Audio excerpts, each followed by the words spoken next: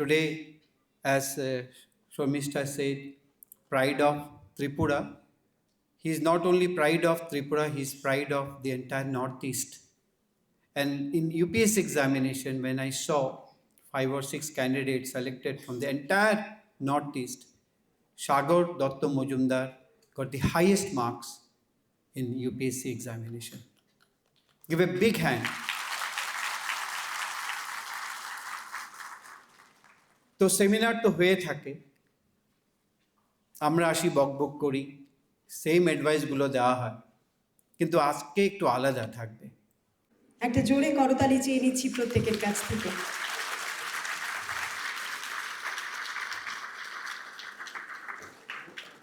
I believe NERIST was the first competitive exam that Abhijit sir has started. But even before that, Abhijit sir was teaching as a teaching faculty in Ramakrishna Mission Vidyalaya, Vivekanagar, Amtali. And I was blessed to be a part of that school from my class 3 to class 12.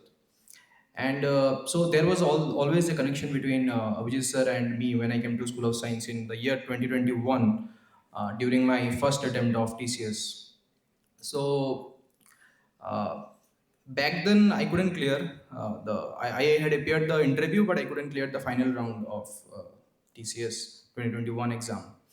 But why I keep on coming to Abhijit sir's every call and every invitation is that the result of 2021 TCS came out in 28th of September 2021, and obviously I was pretty much shattered back then because I couldn't clear it, and I was pretty young also back then. So that was the first heartbreak I had personally in my life. And I still remember 29th evening I came to meet sir, and see, after you get success, you'll find a lot many people around you who will be celebrating your success and everything, all the good stuffs. But during your failure, during our failure, we find very less people around us, maybe our friends, families, and a few other people. So for me, Abhijit sir was one of them. So I met him in 29th of evening of September 2021, and sir, like we didn't discuss anything about exams. We discussed more about life. Sir gave me a kind of clarity. If you feel like you can prepare for here from here, or if you feel like that you want to take UPSC seriously, you can leave for Delhi. So I took sir's advice and I went to Delhi and I gave 2-3 more attempts of UPSC, and then the 2024 attempt of TCS, and faithfully I was successful this time. But once again, what I personally feel is that there is this one misconception in our society that we tend to celebrate success a lot.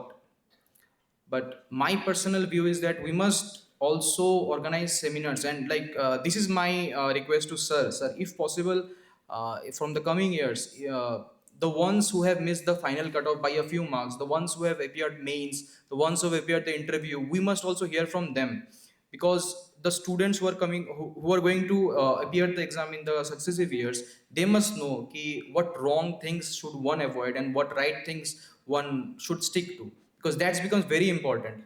And regarding the various nitty gritties of this exam, I wouldn't get into its depth because I believe I won't be the right person. But I would like to add something about the nature of this exam, the nature of the competitive exams. See, what differs competitive exams from any other exams that we had faced in our schools and colleges is that in competitive exams, the competition is very much invisible. In our schools and colleges, we could see our competitors. They were sitting with us in the same class. They were going to the same canteen. They used to hang out with us. So we had a kind of certainty in us. Ki, with this much effort, I can get this much rank or this much percentage.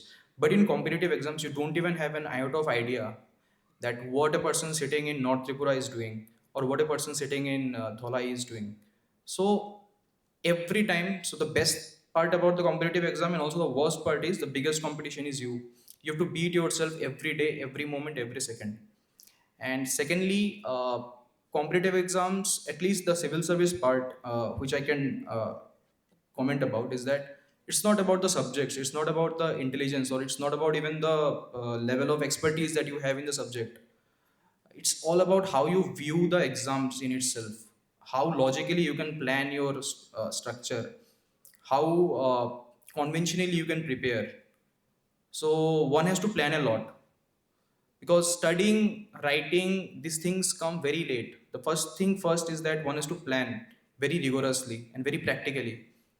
So in terms of planning, two particular things that I mention in all my discussions is that the syllabus of any exam, let it be JRBT, let it be TCS, combined, anything, or excise sub inspector, any exam, first download the syllabus of that particular exam, and at least go through the 2 to 3 years of the PYQs. So you will get to know that what kind of depth the particular exam is asking for from you. And after that, simply just you have to go through the syllabus, you have to go through the books, you have to just revise, you have to write tests, you have to attempt as many mocks as you can. And that's the overall thing about any exam, let it be UPSC also. And lastly, I would like to add one thing that we all do is we glorify a lot these competitive exams. At the end of the day, is just an exam. Although while we are preparing, for us, our entire world becomes that revolves around the particular exam. But believe me, once you clear it, or once you do not clear it, you will realize that life is a lot more things apart from these exams. So one shouldn't make his or her life revolve around a particular exam. One should prioritize things, and one should spend as much time as with your families and close and dear ones throughout this journey. And most importantly, one should never forget his or her roots, because at the end of the day, when we'll be when our office hours will get over, we are no one. We are not an IS. We are not a TCS. We are nothing. We're just simple human beings who will be surrounded by our fellow human beings. So that's all from my side. Thank you. Thanks a lot, everyone.